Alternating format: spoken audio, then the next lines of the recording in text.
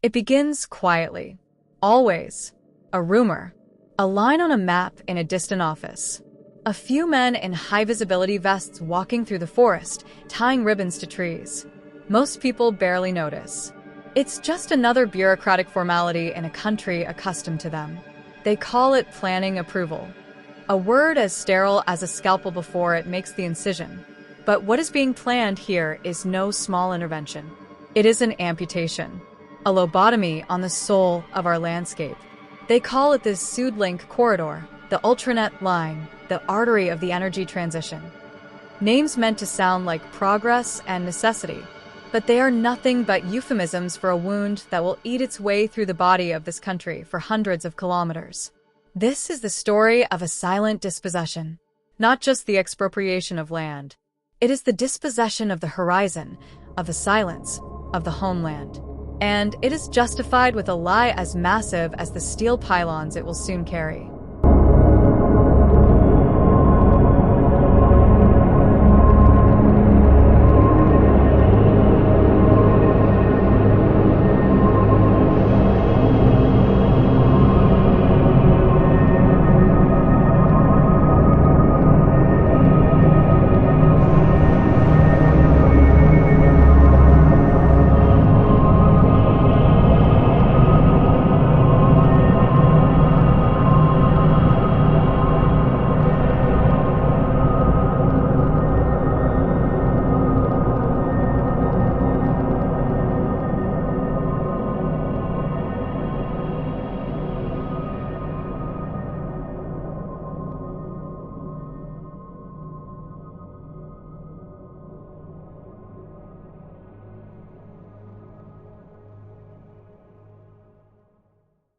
We have seen this before.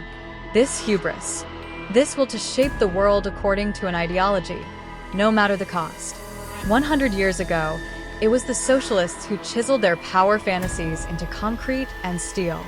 They dug canals through the wilderness by hand, erected steelworks in the steppe, forced rivers into new beds. Was it about shipping back then? About steel? Only on the surface. In truth, it was about something else. It was about sending an unmistakable message. Man, the new socialist man, subjugates nature. The will of the party becomes a geological force. Every one of those senseless, often economically disastrous structures was a monument to totalitarianism. A scream of power directed at the landscape. And today, look at these images. The same geometric brutality. The same contempt for what has grown organically. The same ruthless implementation of a plan decided far above the heads of the people. The ideology has changed its color, from red to green, but the hubris has remained the same. The high priests of the climate religion demand their sacrifices, and the landscape is offered up on the altar of progress. This power line is nothing less than the White Sea Canal of the 21st century.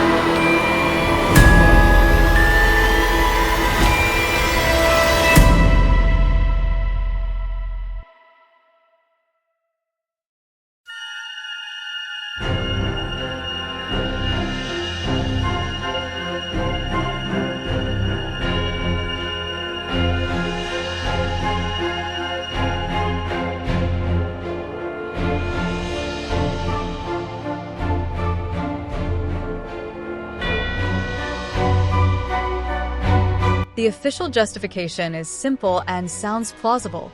The electricity from the wind farms on the North Sea must be transported to the industrial centers in the South.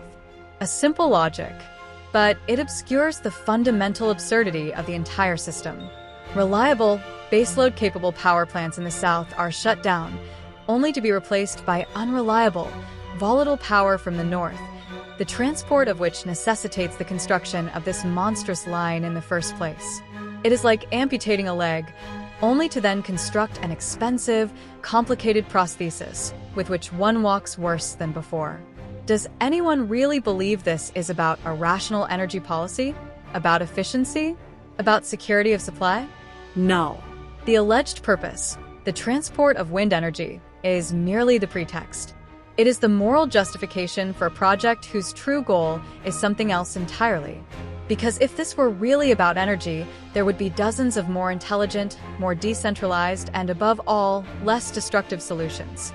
But those solutions would have a crucial disadvantage. They would not be monumental. They would not be visible. They would not demonstrate the absolute power of the planners.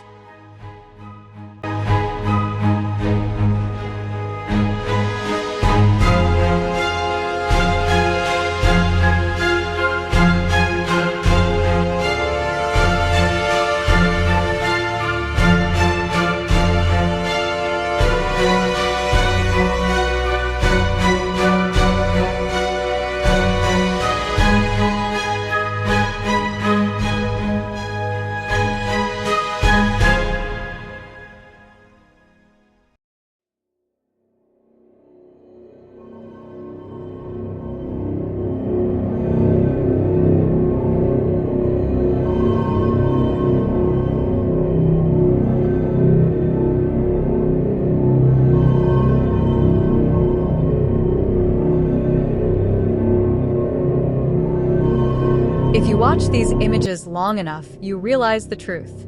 The thesis that this is not about energy, but about destruction, becomes a certainty. Because the nature of the destruction is not collateral damage. It is a message. Look at the relentless straightness of these corridors. It follows no natural contour. It respects no organic boundary. It is a line drawn with the ruler of power through a living painting. It says, "Your hills, your valleys, your forests are irrelevant to us. Our plan stands above your reality."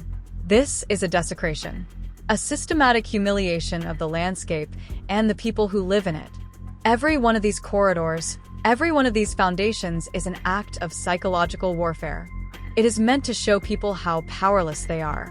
It is meant to sever their connection to their land by mutilating it before their very eyes. A people that no longer has roots in its homeland because the homeland itself has been wounded and disfigured is easier to govern. The destruction is not a means to an end. The destruction is the end. It is the ultimate demonstration of the power of the centralized state and its corporate partners over the individual, the community, and nature. It is the establishment of a new order, burned into the surface of Europe.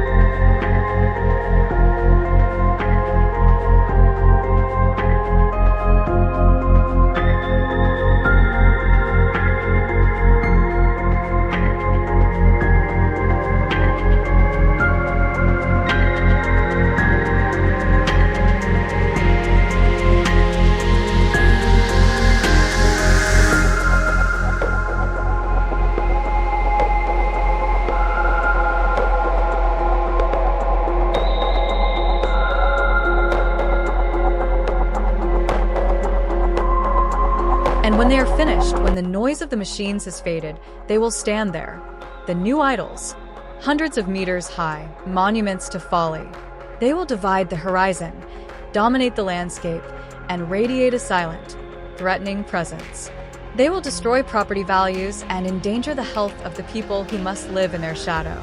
They will transport electricity, sometimes, when the wind blows, but their primary function is different. They are symbols of subjugation. They are the watchtowers of a new era, in which man no longer lives in harmony with his environment, but the environment is subjected to the dictates of an all-powerful planned economy. Like the senseless monuments of the socialists 100 years ago, these too will one day be exposed for what they are, the expensive, ugly, and tragic testaments to an ideological delusion. But by then, it will be too late. The wounds will remain, the scars on the soul of the land, and on the souls of the people. And that is the only goal of this madness.